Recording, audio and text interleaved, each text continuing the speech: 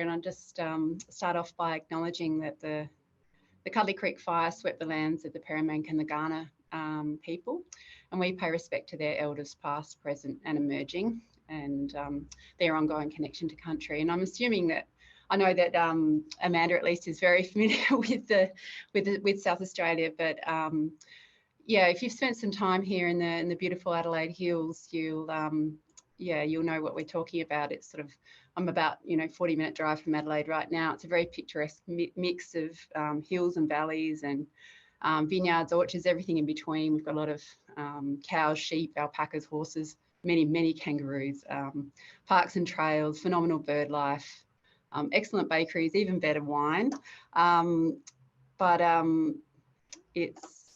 It's a pretty lovely place to be, but quite a complex landscape. So as we mentioned, my name's Caroline Dorr, and I'm actually Adelaide Hills born and raised. I'm a daughter of a beef cattle farmer.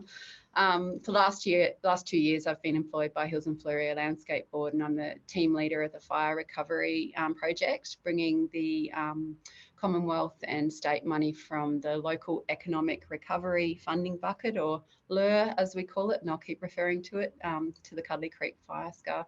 I've worked on and off in this landscape for about 20 years, and I've got my two greatest passions photographed here, my family, of course, and lately my bushfire recovery team, who work very hard and who I spend a lot of time with, and the lines get pretty blurry sometimes. So today, mostly I just want to touch on really the aspects of the fire recovery program that we believe will persist well beyond the end of this project, which is sort of June this year, dare I say, the ones that build resilience. And so yeah, specifically I'd like to run through what the Cudlee Creek fire showed us, how we responded and adapted to our community, and some of those key resilience factors. So just to recap, our fire story started on December 19, 2019. The ignition point was sort of out in the, I'll just put a laser point here, but there's no prizes for guessing where it was. It was the very steep country. It was forestry land. It burnt out just over 23,000 hectares, and most of this happened within a 24-hour period. It was a catastrophic fire day. The forecasted temperature was 46 degrees. It was, everyone in South Australia remembers where they were that day. It was pretty much the day from hell. So our very human statistics, probably the worst hit farming sector was in fact the viticulture. So the Adelaide Hills wine region, it's a cool climate region, and over 70% of its vineyards were affected. Cost them a lot of money. This picture here is Prue Henschke of Henschke Wines and their Herd Lenswood vineyards. There's not much left of them. So the biophysical landscape, over the first winter and spring, the fire scar really exposed some pretty serious land management issues in our region. Our creeks were, really vulnerable and very prone to siltation. They're really lacking in vegetation. It's just too much livestock access. The rare birds and fish that use those areas, very vulnerable. Our paddock trees, they were ancient, and many of them were actually killed through this very, very hot fire. We had way too many kangaroos. They were inhibiting regenerating plants. And perhaps, two of our biggest issues were really the woody weeds and the fire-driven weeds that really, really proliferated and came up in thick carpets. And the couple of wet years subsequently brought many rabbits that really hindered regeneration as well. So the social landscape, I guess the biophysical was probably somewhat predictable, but the social landscape was a little less predictable. We have over 1,170 unique parcels across our fire scar, over a hectare in size. So it's a lot of small land holdings and over 5,000 residents directly affected. And comparing this to the Kangaroo Island fires, which were massive, 440,000 hectares, only have a few hundred land parcels in there. So the community engagement aspect for our recovery program was pretty serious. And as I mentioned at the start, I grew up in this, complex landscape. It was full of the usual sporting rivalries and neighbourly disputes and the agriculture versus lifestyle conflicts. But come December 2019, that all kind of changed because all of a sudden everyone had something in common. what we observed was actually a real attitude of gratitude, really, for what was remaining. People wanted to connect, and they were willing to work as a community, and that was a pretty rare thing. So we had a really good understanding, obviously, of the on-ground issues requiring attention. We knew what our funding agencies wanted to do, but what we really didn't have that much idea of what was of highest concern to our community, or how even they wanted to be engaged. And as our fire scar is over 92% privately owned, it was pretty essential that we understood this gap better, because it was probably our highest project risk. So we used a combination of a lot of surveys. We incentivised all of those surveys. We had really, really good high rates of return. We also capitalised a lot on our engagement that we made in our recovery centres. So I'm going to jump forward a bit now, sort of being in a position to be able to reflect back on the last year and a half of intense delivery. And yeah, I guess if this was a movie or something now, we'd have this really intense montage of actions and people delivering, field days and weed control and lots of planting events and revegetation and dead rabbits. And but I'm just going to focus on what has really contributed, I think, to success and resilience.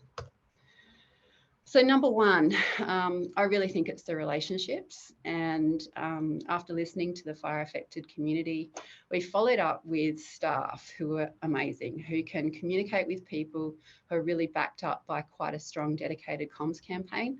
So I just want to introduce you to a couple of them in the blue here. I've got Billy Joe and Norman, and they are full-time field officers. Billy Joe is a resident of the fire scar. She's president of 2 Friends of Parks within the area. She's a native plant enthusiast. Norman came across from national parks. He'd been a ranger in the area. He actually fought the Cudlee Creek and the Kangaroo Island fires. They're both phenomenal communicators. They're really good at listening. Don't shy away from difficult conversations. They're on speed dial with a lot of our landholders now. And I think that pre-existing community standings really helped with that connection piece. We've run a lot of field days, probably picking up on a few themes now, going through these, but sort of through, what people told us what they wanted to learn more about. So we've run about 28 now. We've had over 600 attendees, and it's really massively assisted with that relationship building piece as well. I think we've got neighbours who now report talking to each other and working together, whereas before they hardly knew each other. And yeah, just lots of people working on common interests. And more formally, as a direct result of these projects, we know we've had one entirely new land care group pop up. We've also had a new regenerative agriculture group come along as well. The land care group, we've invested a lot of our staff time into helping them to set up strong governance. We've got another 3 land care groups in the area, and just really helping them work up their governance and in the way that they work, so that they're empowered and confident in the future to be able to apply for more money and function and have a voice in the community. The regenerative agriculture group, we've linked up with the National Association for Sustainable Agriculture, for example, just so that they can be mentored and learn more through, attending events and things like that. Number 2 big action was getting on top of fire-driven weeds. So the broom campaign was one of our first big cabs off the rank, and understanding that broom seed will last for many decades in the soil. But if you have a fire, you can sort of cause a mass germination event, which is most definitely what happened. But you have a sort of, if you don't then go and control that germinated broom, you will end up, restocking your seed bank supply. So you've got about a 2-year window before it starts to flower and set seed again. So we really needed to seize that window. We funded some expert contractors to visit a lot of private properties. Landholders signed up through SurveyMonkey registration of interest. We promoted this everywhere through our Budverse newsletter, our social media channels, our local newspaper. We installed a lot of roadside signage. And we ran, broom identification videos on our social media channels. And in the 3 months from September to November, we'd managed to get out to 63 properties and control just under 200 hectares of English and Cape broom prior to seed set. And we followed this up this year, and it's had huge uptake. So with this sort of approach, a landholder can get the basic maintenance regime within about 5 years, whereas if you sort of leave it and let it set seed, just fighting these massive infestations for decades. And I mean, this takes a huge amount of potential fuel load out of the landscape. A big one, condition of our economic recovery funding was to prioritise local spend. So within, that means within the fire affected council areas, and to date, over 85% of our service providers have fallen within this range. And we sort of, it's really helped to build relationships. So we've got a lot of evidence now of these landholders calling up and using these contractors off their own bat with their own money, and these contractors get to know these properties really, really well. And in a landscape where you have a lot of lifestyle landholders, it's much better to see this land being managed with the support of contractors. We've also paid contractors to help other contractors. So, for example, we've had a huge interest in this regenerative agriculture space. We've got fabulous people like Nick here, who's a regen ag expert. We've paid him to mentor the guys from the local fodder and agriculture store and the fire scar, so that they can come on board with an upskill in regenerative agriculture and products and things like that. Another big factor, I think, is continuity. So we're really well aware that, you know, the funding and recovery funding is pretty short-lived, and we get to sort of wean the landholders off those dollars. And at the end of the day, you know, they have to understand, like, their land is absolutely their responsibility. And so we've really been helping them to create work schedules, which it's not unlike some of the recommended fire regime stuff, but it's very, splitting their property up into zones and helping them to work through, key sort of priorities in those zones, and take advantage of seasonality. And it includes some methods in there as well. We call them our bushfire recovery action plans.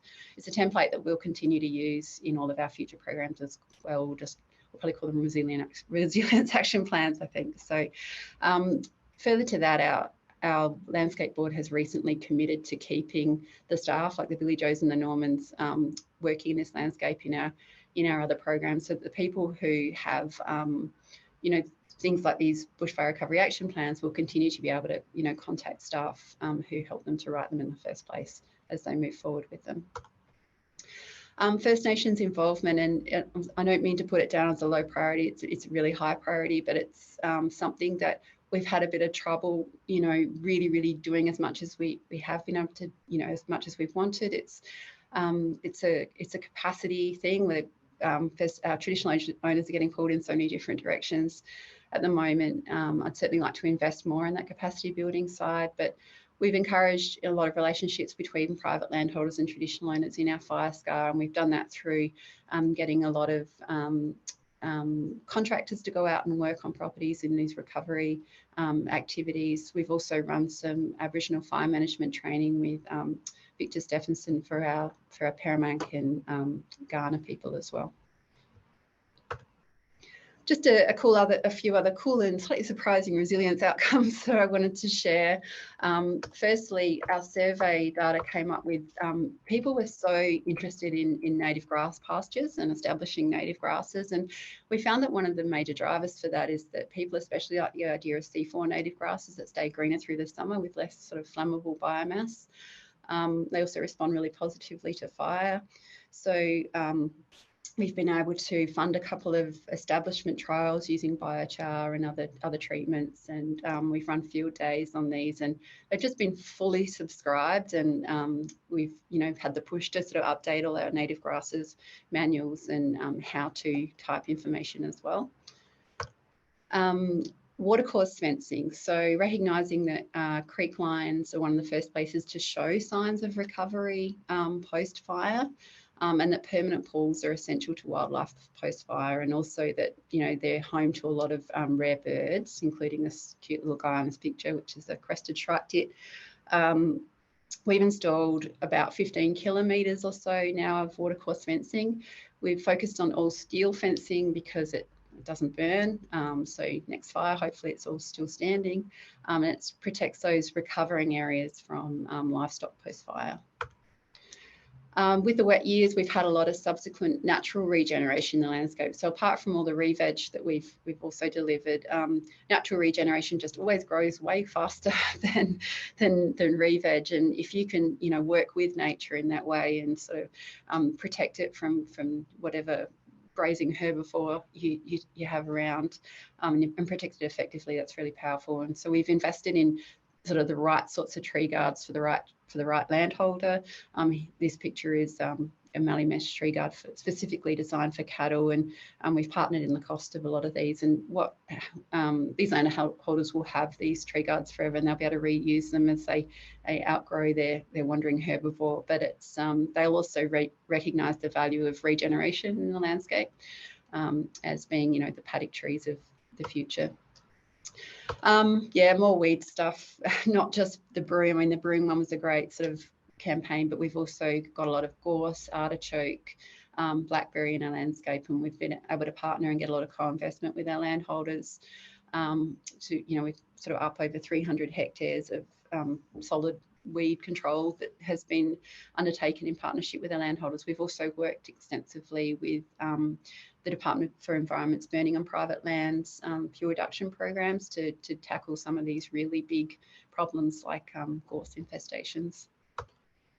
And finally, I guess we've been able to produce a whole lot of resources that will go beyond just our recovery project, but fact sheets and how-to videos in regards to revegetation, things like rabbit baiting and weed control. So they will continue beyond our project.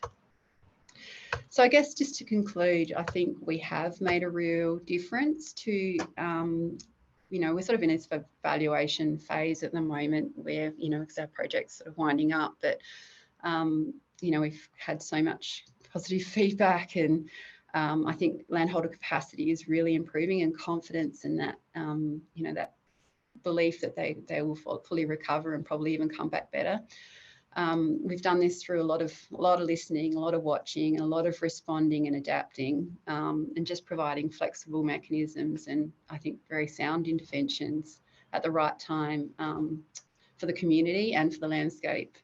And we've had some great people to deliver it. And yeah, I guess the prize goes to to our community though, really, for just really coming together and being so incredibly receptive and supportive. So.